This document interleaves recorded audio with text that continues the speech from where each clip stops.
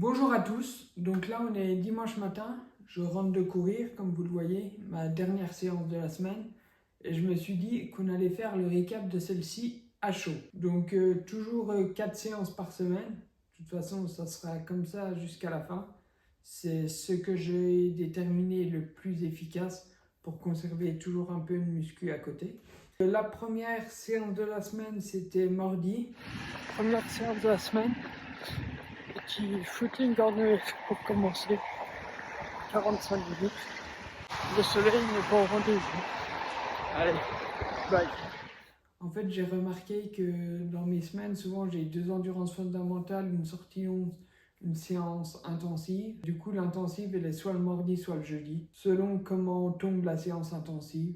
L'autre jour, c'est une EF. Donc, mardi, petite séance EF, c'est allé plutôt bien. La deuxième séance, c'était jeudi. Donc là, ça commençait à devenir une séance un peu plus complexe. C'était une séance VMA. Et c'était pas le fameux 30-30, c'était 45-45. Donc là, l'effort est un peu plus long. Surtout que j'ai couru trop vite. J'ai couru environ entre 10 et 20 secondes au kilomètre plus élevé. Ça semble peu comme ça, mais en réalité, c'est quand même important. Je l'ai senti dans les jambes, mais pas dans le cœur. Après, il faisait pas très chaud. J'ai fait jeudi midi sur ma pause du midi. Il faisait entre 5 et 8 degrés. C'était couvert au début de la séance. À la fin, il y avait le soleil. Plutôt facile, enfin, au niveau de difficulté voulue, quoi. C'est sûr que quand tu tapes 45 secondes à ton rythme de VMA, au dernier cycle, c'est un peu difficile, mais c'est le but d'une séance VMA. Troisième séance de la semaine, samedi. Je viens de finir ma troisième séance de la semaine. Endurance fondamentale plus ligne droite. C'est plutôt bien allé. Juste un petit point, vous voyez, je m'étais bien habillé.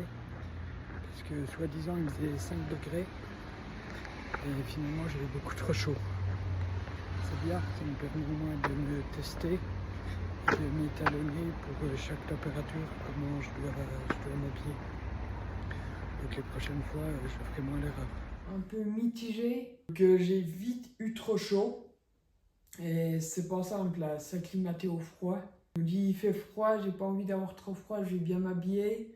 Au bout de 10 minutes, on n'en peut plus, on a beaucoup trop chaud. Il faut que je m'étalonne, comme on dit dans l'industrie.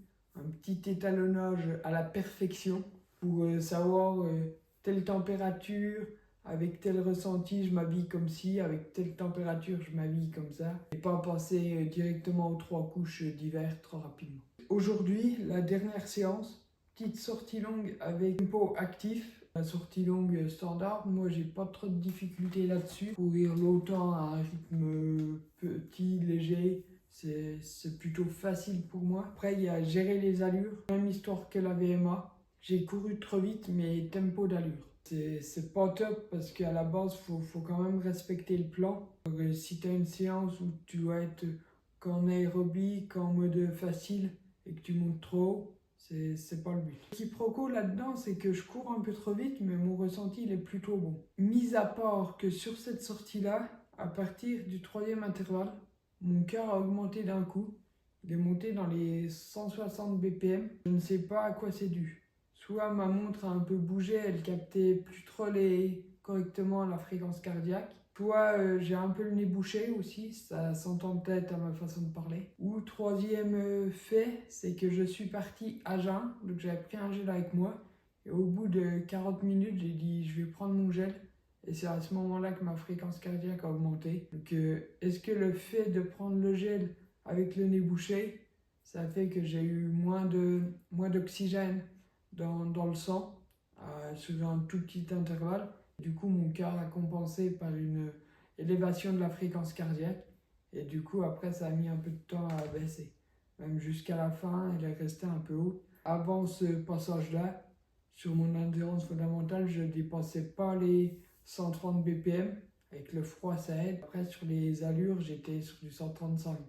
Et là, tout d'un coup, il a augmenté. Donc, on va dire que c'est une erreur, on ne va pas en prendre en compte pour ça. Donc voici pour cette semaine que j'ai plutôt bien apprécié. La première difficulté, bien sûr, c'est le froid. En Franche-Comté, on n'est pas aidé. D'habitude, des températures comme ça arrive mi-octobre. Là, c'est début septembre. Quand on fait une prépa pour le mois d'avril, il faut s'attendre à courir dans le froid et avec des conditions météorologiques pas très optimales comparé à courir au printemps. La semaine prochaine sera ma 3e semaine, donc encore une bonne semaine de travail avant de passer sur une 4e semaine un peu plus soft, puisque les cycles sont 3 semaines de travail, une semaine plus soft. Actuellement, je faisais 2 séances de muscu par semaine, mercredi et vendredi, excusez-moi. Et à partir de la semaine prochaine, je vais y retourner aussi le lundi. Parce que le lundi, aujourd'hui, je rentrais directement chez moi, je faisais un peu de mobilité, mais je sens que j'ai besoin de faire quelque chose de plus actif. Et bien sûr, je suis à l'écoute le lundi où je n'aurai pas totalement récupéré de mes séances de samedi-dimanche.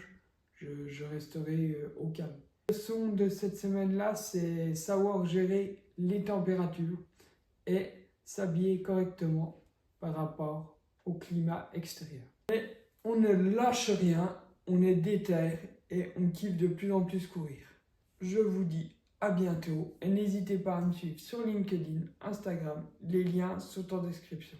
Ciao!